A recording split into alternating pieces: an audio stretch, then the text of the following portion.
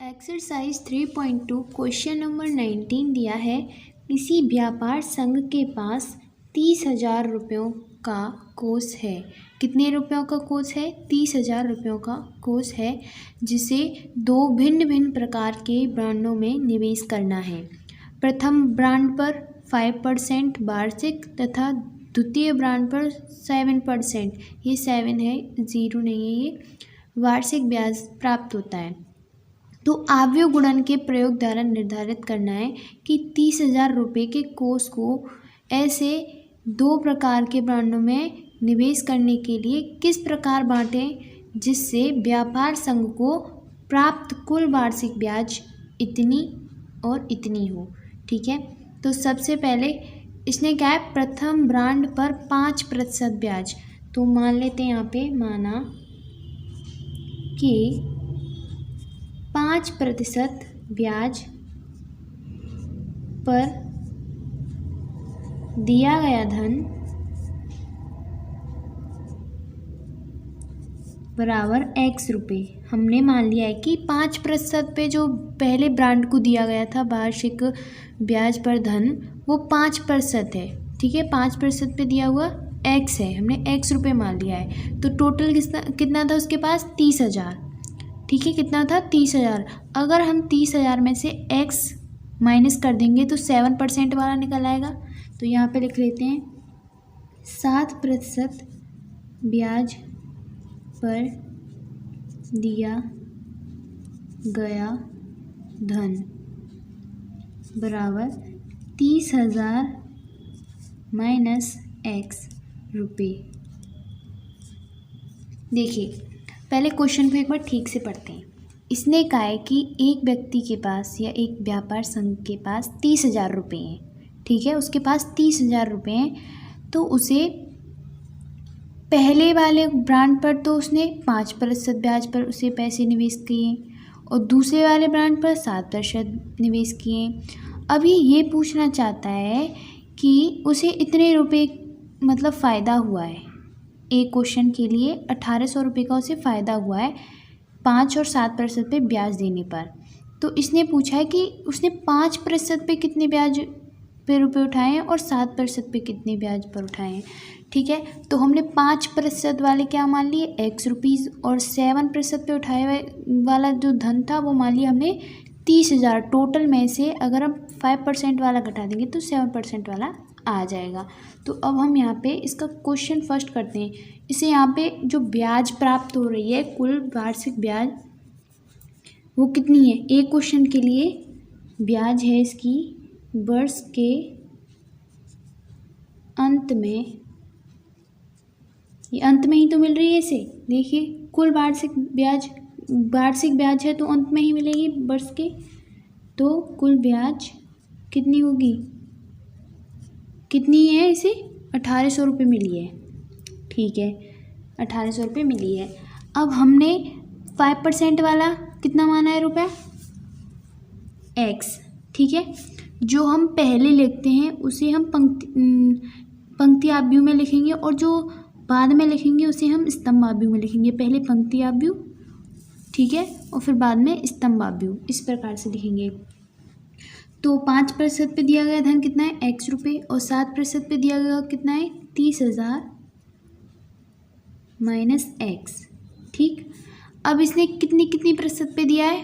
5% पे दिया है और 7% पे दिया है। तो इसे लिखेंगे अब हम स्तंभ आव्यूह में, 5% और 7%।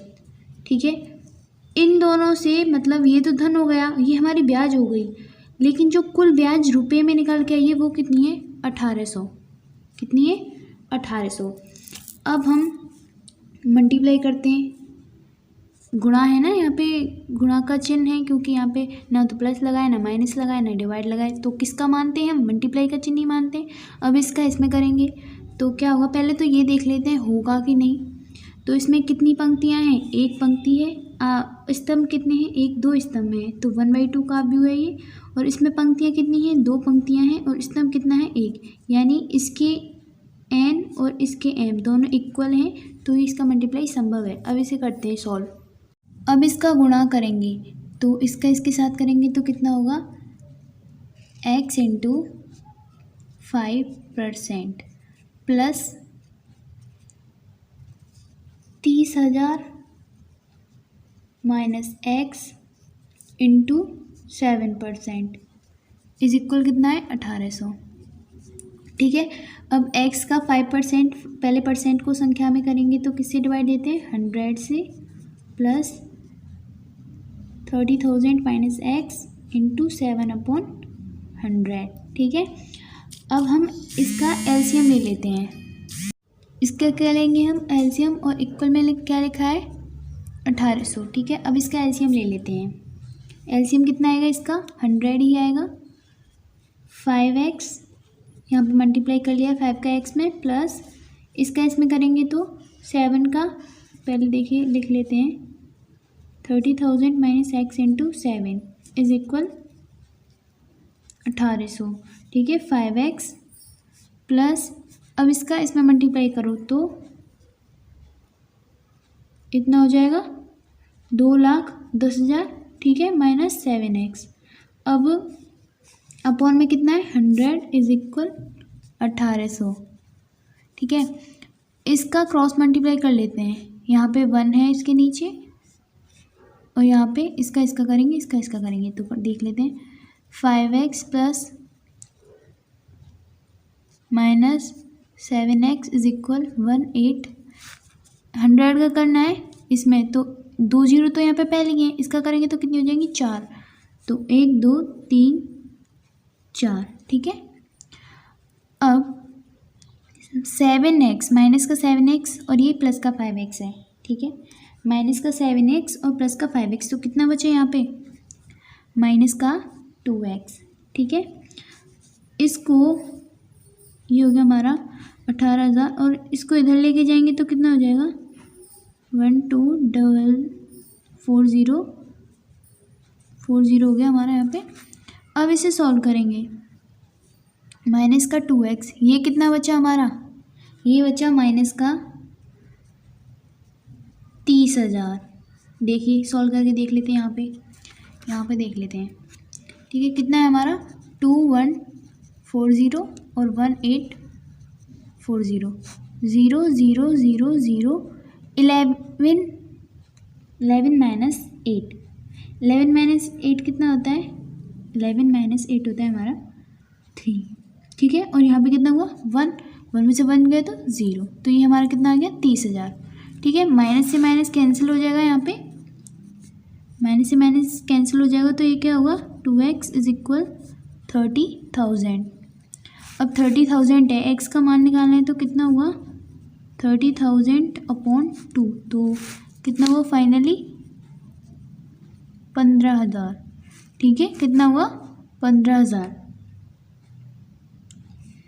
ये 3 0 आएंगे तो 15,000। ठीक है, 15,000 ये हमारा x का मान आया, यानी कि 5% पे जो दिया गया था धन, 5% पर दिया धन कितना है 15,000। ठीक है, कितना है 15,000। अभी 7% पे दिया गया धन कितना होगा, कितना था हमारा 30,000 माइनस x कितना है हमारा 50,000, तो ये कितना बचा 15,000। ये हमारा ए हो गया, इसका क्वेश्चन नंबर 19 का ए पार्ट सॉल्व हो गया। इसका बी पार्ट करेंगे। बी पार्ट में जो कुल ब्याज साल के अंत में मिल रहा था वो कितना था, कुल ब्याज मिल रहा था हमें 2,000। पहले कितना था 1800, अब है 2,000। तो पहले की तरह ही करेंगे। हमारा पहला इक्वेशन क्या था, पहला था x रुपये माना था हमने, और दूसरे में 30,000 माइनस का x। ठीक, इधर पे 5%, 7%, और अब की बार ब्याज कितनी मिल रही है हमें 2,000 रुपये, तो यहाँ पे लिखेंगे 2,000। पहले कितनी मिल रही थी 1,800 रुपये।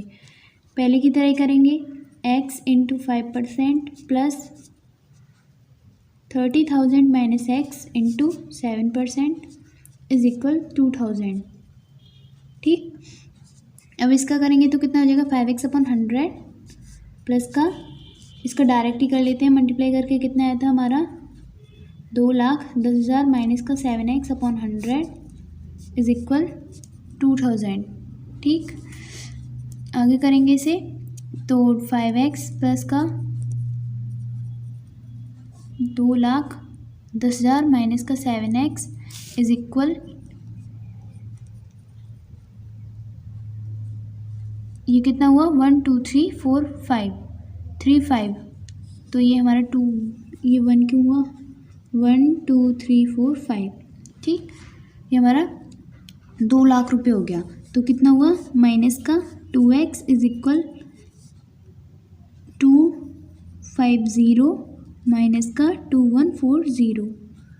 ठीक, अब इसको सॉल्व करेंगे तो कितना होगा, यहाँ पे इजी लगा लेते हैं, -2x इज इक्वल, इसका बचा हमारा 10,000। कितना 10,000, देखिए सॉल्व करके देख लेते हैं। यहाँ पे कितना है हमारे पास 2 लाख रुपए, 2 लाख, ज़ीरो कितनी है 0 0 0 और ये 0 और ये कितना हुआ 1, 2 में से 2 है तो 0, तो यानी 10,000 रुपये हमारा आ रहे हैं यहाँ पे, तो 10,000। ठीक, अब माइनस का आ रहा है क्योंकि माइनस वाली संख्या बड़ी है, माइनस से माइनस कैंसिल हो जाएगा, तो ये कितना आ जाएगा x इज इक्वल हमारा कितना आ जाएगा 5,000। x इज इक्वल कितना आ गया 5,000, यानी 5% पे कितना है 5% पर दिया धन कितना हुआ हमारा 5,000 रुपये। कितना 5,000, और 7% पे दिया धन कितना हुआ 30,000 माइनस x, तो 30,000 में से 5 गए तो कितना हुआ 25, तो ये हो गया हमारा 25,000। ठीक है, ये हमारे क्वेश्चन नंबर 19 का फाइनल आंसर है। क्वेश्चन नंबर 20 है, किसी स्कूल की पुस्तकों की दुकान में 10 दर्जन रसायन विज्ञान, 8 दर्जन भौतिक विज्ञान तथा 10 दर्जन अर्थशास्त्र की पुस्तकें हैं। ठीक है, एक पुस्तकालय में, यानी पुस्तकालय ही बोल सकते हैं क्योंकि पुस्तक जहाँ पे रखी जाती है उसे पुस्तकालय ही बोलते हैं। उसमें 10 दर्जन तो रसायन विज्ञान की किताबें हैं, 8 दर्जन भौतिक विज्ञान की किताबें हैं और 10 दर्जन ही अर्थशास्त्र की किताबें हैं। ठीक है, इसने कहा है कि इन पुस्तकों का विक्रय मूल्य, जिन्हें मतलब इनका जो सेलिंग प्राइस वो है प्रति पुस्तक क्रमशः 80, 60 और 40 रुपये, यानी रसायन विज्ञान का 80 और भौतिक विज्ञान का 60 और अर्थशास्त्र का 40। तो आव्यूह बीजगणित की विधि द्वारा हमें ये बताना है कि सभी पुस्तकों को बेचने के बाद दुकान को कितनी धनराशि प्राप्त होगी।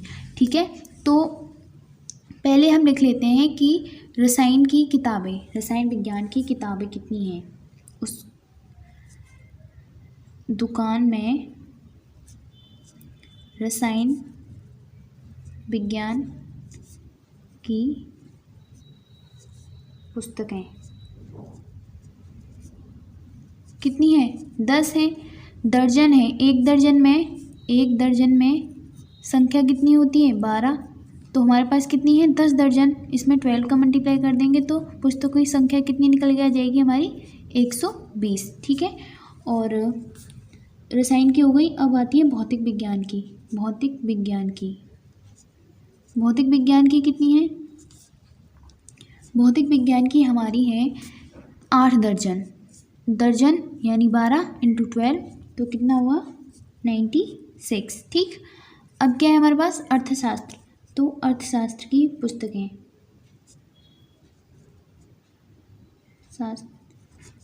अर्थशास्त्र की कितनी है 10 दर्जन, तो 10 × 12 = 120। ठीक, अब इसने क्रम से इनका मूल दे रखा है 80, 60, 40, तो सबसे पहले हम इन्हें आव्यूहों में लिख लेते हैं। तो पहले किस में लिखते हैं, पहले लिखते हैं पंक्ति आव्यूह में और यहाँ पे लिखेंगे स्तंभ आव्यूह में।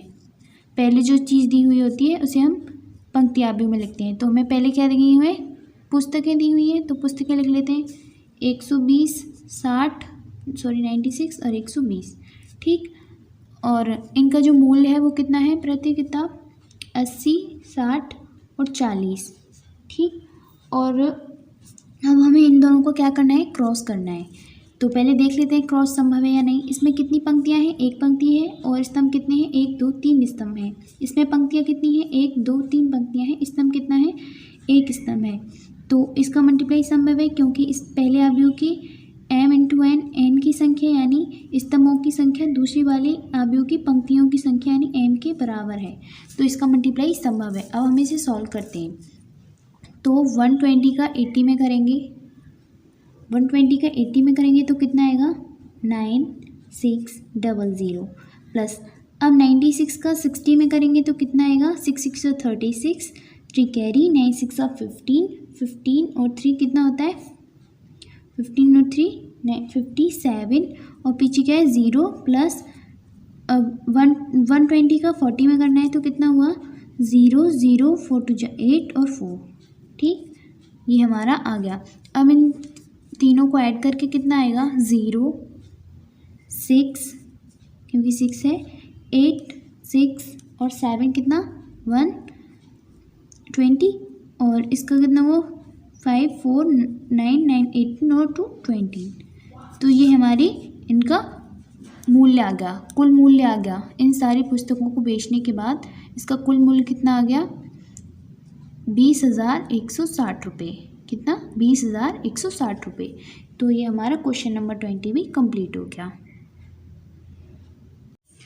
देखिए क्वेश्चन नंबर 21 को सॉल्व करने से पहले इसने कुछ इंस्ट्रक्शंस दे रखे हैं जिन्हें हमें पढ़ना है और उसके बाद क्वेश्चन नंबर 21 को सॉल्व करना है। तो पहले हम इसे पढ़ लेते हैं। इसने कहा है कि मान लीजिए कि x, y, z, w तथा p क्रमशः 2/n, 3/k, 2/p,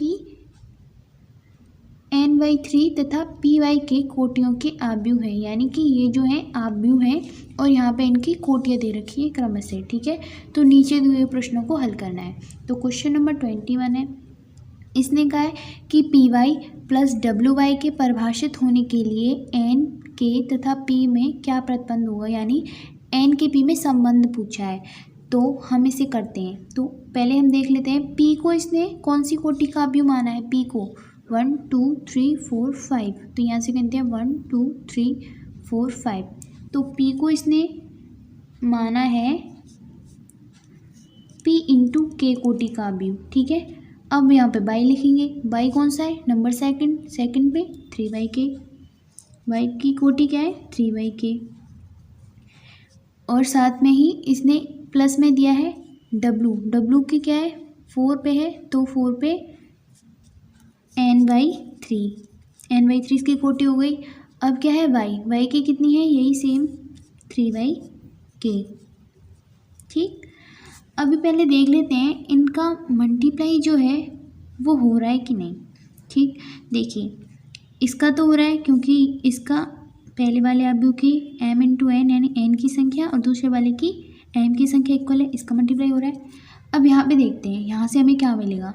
इस वाले में देखिए इसमें p इंटू k और 3/k ये दे रखा है, यानी हमने देखा कि n और m ये दोनों इक्वल तो है नहीं, लेकिन क्वेश्चन में क्या है इसका मल्टीप्लाई करा है ना, तो हम इसको इसके इक्वल रख सकते हैं। तो k इज इक्वल कितना हुआ 3, और यहाँ से क्या निकल के आया हमारा, यहाँ से क्या निकल के आया है, यहाँ से निकल के आया है कि 3 और 3 ये दोनों तो इक्वल है। तो आव्यूह किसका बनेगा, आव्यूह किसका बनेगा, अभी जो हमारा आगे वाला आव्यूह आएगा, देखिए पहले इसे करते हैं।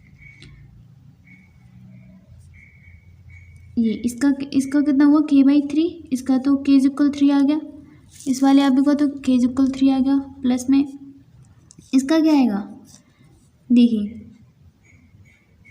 ये गया, ये दोनों तो कैंसिल हो गए क्योंकि दोनों इक्वल है। तो इसका कितना हुआ आव्यूह का n/k, इसे k/3 ने लिख के k का मान तो हमने यहाँ पे लिख लिया, तो p/k का मान लेते हैं इसे, जो बचेगा p/k का, ठीक। तो k इज इक्वल 3 हमारा निकल के आ चुका है। आगे सॉल्व करेंगे तो इसे आगे सॉल्व करेंगे तो देखिए ये और ये इक्वल है, ये और ये इक्वल है, ये पीछे वाले ये दोनों इक्वल है, ये तो कैंसिल हो जाएंगे क्योंकि सेम हमें दिख रहा है इसमें, ये दोनों कट हो जाएंगे। तो p इज इक्वल किसके आएगा n के, तो यहाँ से निकल के आएगा p इज इक्वल n। तो हमें क्या दो चीज़ मिल गई, k इज इक्वल 3 और p इज इक्वल पे लिख सकते हैं k is equal 3 and P is equal N। तो हमारा option number A is correct. ठीक, देखिए क्वेश्चन, ये वाले जो क्वेश्चन होते हैं इन्हें आपको मतलब थोड़ा सा लॉजिक लगाना पड़ता है तब ये क्वेश्चन होता है।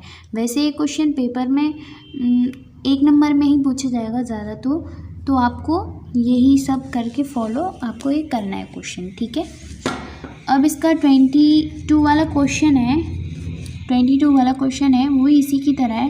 पहले आप इसे देख लीजिए, अगर समझ नहीं आया तो आप कमेंट करके बता दीजिएगा, तो मैं आपको ये क्वेश्चन दोबारा अच्छे से समझा दूंगी। ठीक है, क्वेश्चन नंबर 22 में हमें दिया है यदि n इज इक्वल p है तो आव्यूह 7x माइनस 5z की कोटि है। यानी इसमें हमसे 7x माइनस 5z के आव्यूह की कोटि पूछी है, इसमें ऑप्शंस दे रखे थे जो मैंने नहीं लिखे हैं, हम डायरेक्ट सॉल्व ही करते हैं। ठीक है, तो 7x, हमें इसकी कोटि तो पता नहीं है, लेकिन x और z इनकी कोटियाँ तो हमें दी हुई है ना। पहले क्वेश्चन नंबर 21 को करने से पहले हमने वो जो इंस्ट्रक्शंस पढ़े थे क्वेश्चन के उसमें लिखा हुआ है। तो यहाँ पे लिखते हैं 7x, x की कोटि कितनी दी हुई थी हमें 2/n, माइनस 5z की कोटि कितनी दी हुई थी हमें 2 × p। ठीक, देखिए मल्टीप्लाई से कोई भी संख्या किसी भी आव्यूह के गुणा में दे रखी हो, उससे उसकी कोटि पर तो कोई इफेक्ट नहीं पड़ता था ना, सिर्फ उसके अवयवों पर प्रभाव पड़ता था। लेकिन यहाँ पे हमसे किसके बारे में पूछा है, कोटि के बारे में। तो और साथ में हमें n इज इक्वल पी भी दिया हुआ है, n इज इक्वल क्या दिया है p। तो n इज इक्वल पी है तो या तो यहाँ पे p रख लीजिए या फिर यहाँ पे रख लीजिए p। तो या तो यहाँ पे p रख लीजिए, यहाँ पे n रख लीजिए, क्योंकि दोनों का इक्वल है ना, तो n इज इक्वल p दे रखा है। तो हम लिख सकते हैं इसे 7 2 × p या फिर 5 2 × ये देखिए ये गलत हो गया 2 × p। ठीक, तो इसकी कोटि का निकल के आ रही है, हमारी आ रही है 2 × p। कितनी निकल के आ रही है 2 × p। या फिर अभी तो हमने यहाँ पे p किया है, यहाँ पे n भी तो कर सकते हैं, यहाँ पे करेंगे तो 7 2 × n माइनस 5 2 × n, तो क्या निकल के आ सकती है 2 × n। ये देख लीजिए ऑप्शन में कौन से में ये हमारा आ रहा है। तो ऑप्शन नंबर हमारे बी में, ऑप्शन नंबर बी में हमारा आ रहा है। लेकिन ये देख लीजिएगा, मैं देखिए ऑप्शन लिख देती हूँ, यहाँ पे ऑप्शन लिख देती हूँ। ऑप्शन है p/2, बी है 2/n और सी है हमारा n/3 और डी है हमारा p/n। हमसे हमारा ऑप्शन कौन सा सही आ रहा है, यही तो सही आ रहा है 2/n। देखिए पहले देख लीजिएगा कि आप तो ये बोल सकते हैं p/2 क्यों नहीं है। यहाँ पे देखिए कोटि का जो ऑर्डर है वो चेंज कर दिया है, ऑर्डर चेंज कर दिया है। वो ऑर्डर क्या कर दिया है इसने कर दिया है p क्या है, यहाँ पे हमारा p क्या आ रहा है, हमारा यहाँ पे स्तंभ है, लेकिन इसने पंक्ति बना दिया, इसलिए ये सही नहीं होगा। ऑप्शन नंबर बी ही करेक्ट होगा। तो इसके दो, इनमें से कोई भी आपको आंसर दिखे तो आपको उसे टिक करना है। तो ये हमारी एक्सरसाइज 3.2 फिनिश हो गई।